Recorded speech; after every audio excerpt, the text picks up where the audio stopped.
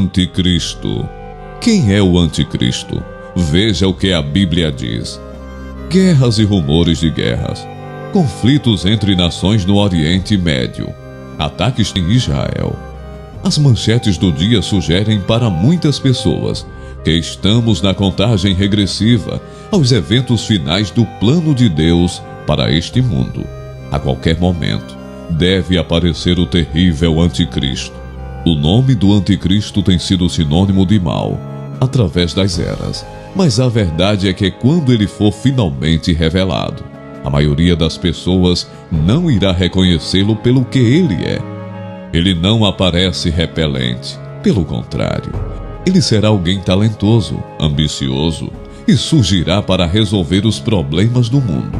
Ele irá avançar, o que já está em processo de se tornar uma realidade. Que o mundo pode se tornar um paraíso de própria autoria do homem, sem Deus.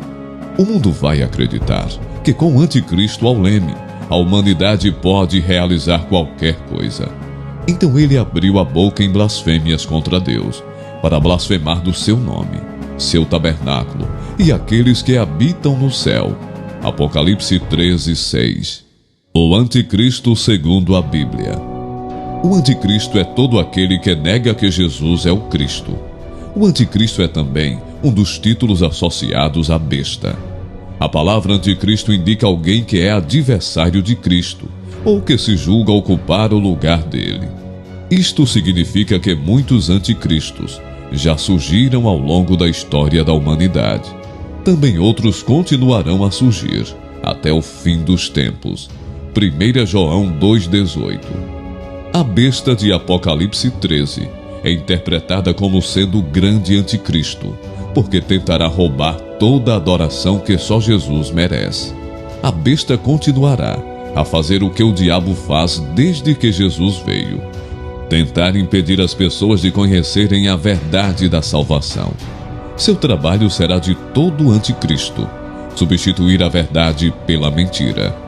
Várias profecias na Bíblia falam sobre uma pessoa com muito poder, que se levantará nos últimos tempos e que vai se opor ao povo de Deus. Essa pessoa é conhecida como o Anticristo, a besta, o perverso, o homem do pecado e o filho da perdição. 2 Tessalonicenses 2, 3 e 4. Muitas pessoas na história foram acusadas de ser o Anticristo. Entretanto, ele será uma pessoa usada pelo diabo, que exercerá domínio sobre o mundo todo, fazendo sinais e maravilhas, enganando muitos e recebendo adoração como Deus. 2 Tessalonicenses 2, 8 a 10. O Anticristo perseguirá quem ama Jesus e só será destruído quando Cristo voltar. O que diz a Bíblia sobre como reconhecer o Anticristo? O Anticristo é quem nega que Jesus é o Cristo, a encarnação de Deus na terra. 1 João 2, 22-23. Essa pessoa recusa aceitar a verdadeira identidade de Jesus, Deus feito homem. Todo crente deve tomar cuidado contra ensinamentos de anticristos. É muito importante conhecer a verdade da Bíblia, para não ser enganado. Jesus é Deus. Ele veio como um homem para salvar o mundo do pecado. Ele pode salvar você. Todo o que nega isso é o Anticristo. 2 João 1,7.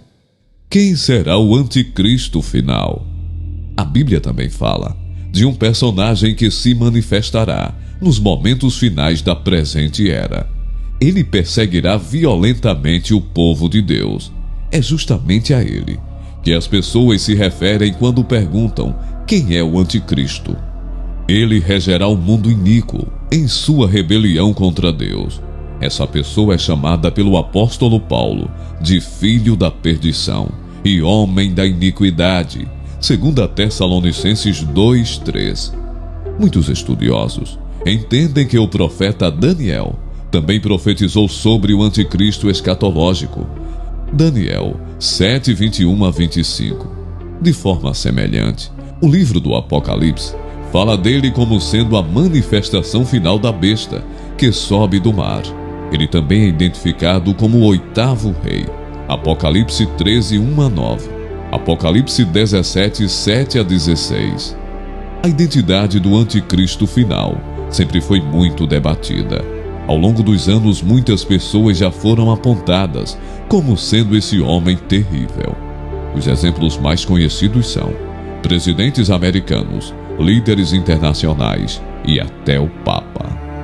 Quando ele aparecerá?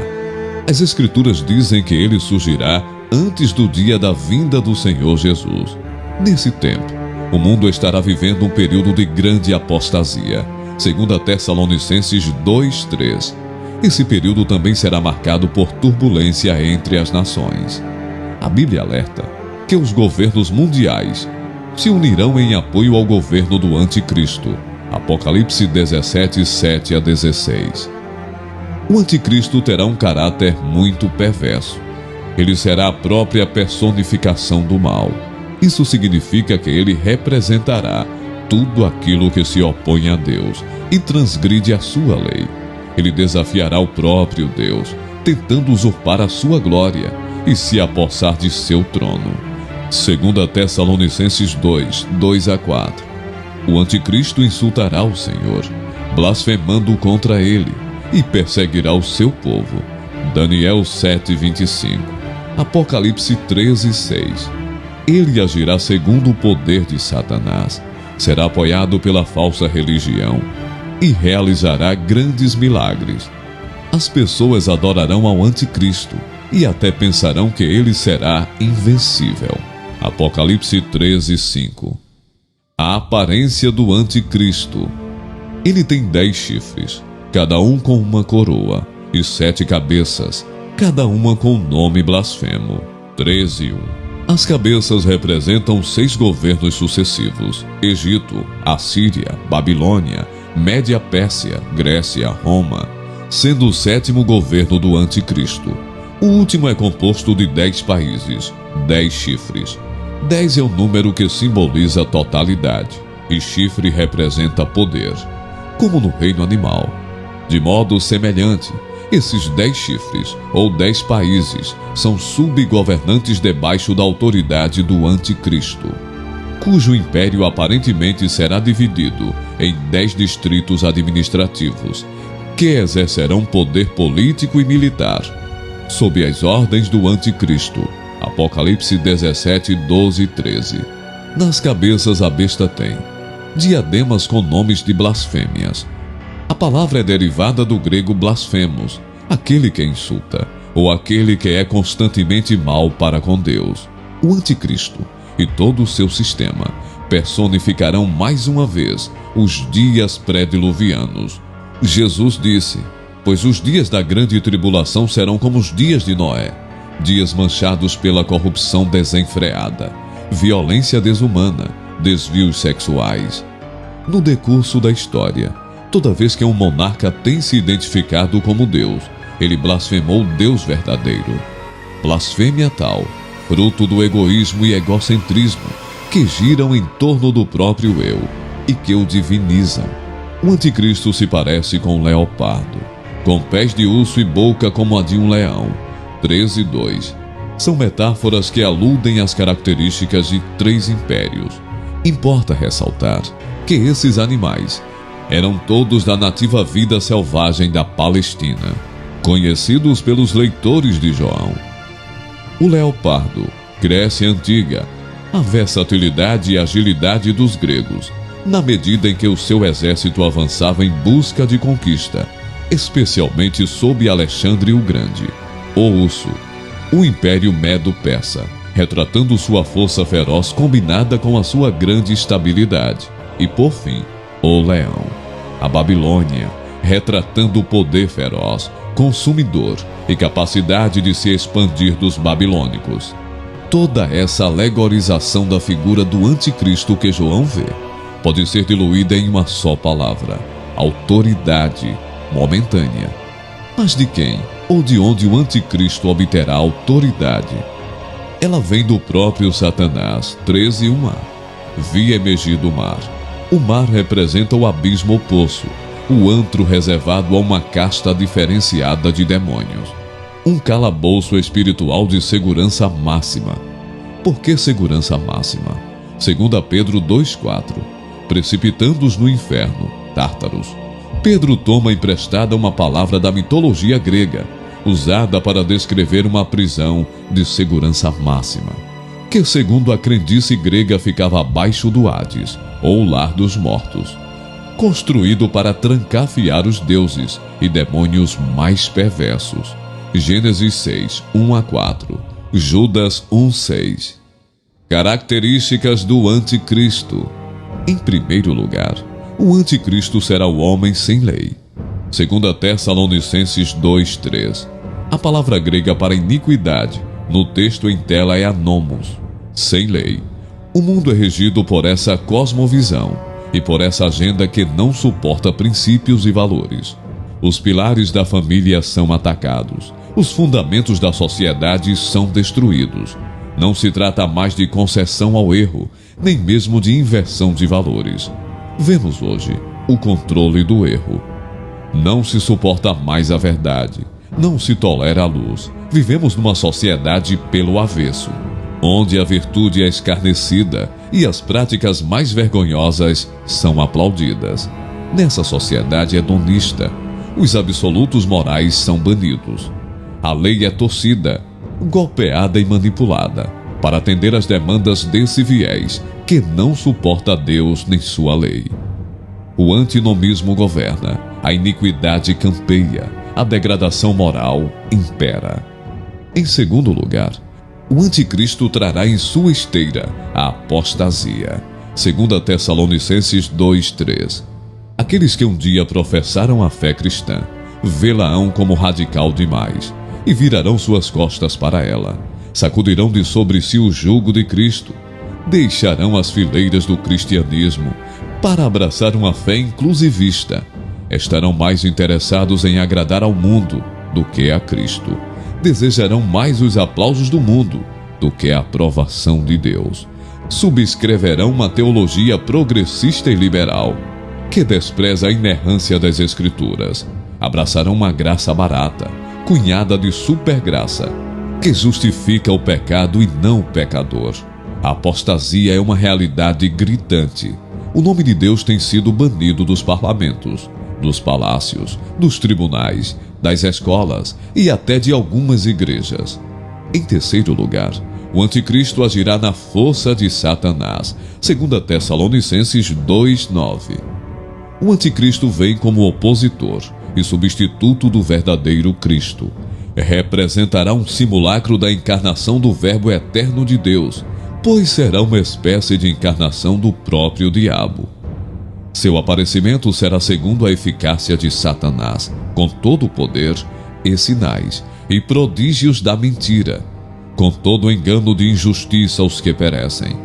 O dragão, o diabo, lhe dará o seu poder, o seu trono e grande autoridade. Receberá autoridade sobre cada tribo, povo, língua e nação. Adorá-lo-ão todos os que habitam sobre a terra, exceto aqueles cujos nomes estão escritos no livro da vida do Cordeiro. Em quarto lugar, o anticristo perseguirá furiosamente o povo de Deus. Apocalipse 13:7.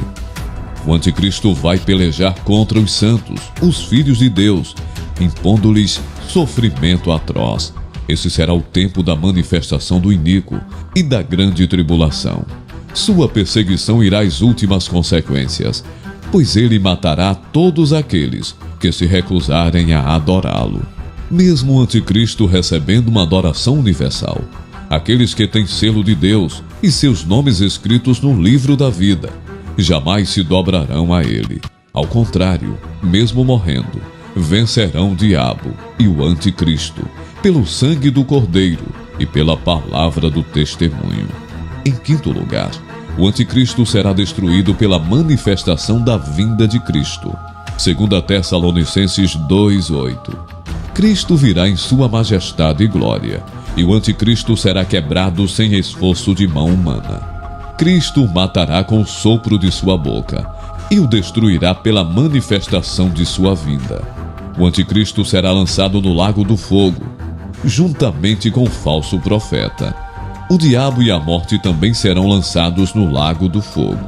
Todos aqueles cujos nomes não estão escritos no livro da vida serão lançados no lago do fogo. A igreja vitoriosa e sobranceira, porém, reinará com Cristo pelos séculos eternos. O povo de Deus não precisa temer. Somos mais que vencedores em Cristo Jesus.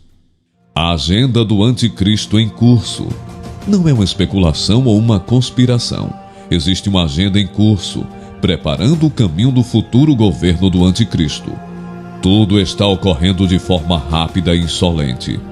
A tecnologia da informação e comunicação avançada tem mostrado possibilidades do cumprimento da agenda, da globalização e do governo mundial. O palco está sendo armado. Em breve ao anticristo será dado o poder sobre toda a tribo, e língua e nação. Apocalipse 13:7. Os meios de comunicação já falam abertamente sobre a necessidade de um governo único, de uma moeda única. A globalização não visa somente formar blocos econômicos, diminuir barreiras econômicas e imigratórias entre os países. Embora a globalização seja caracterizada pelo aprofundamento das relações econômicas, sociais, culturais e políticas entre os povos do mundo, ela também dita tendências, modas, padronização de ideias e valores.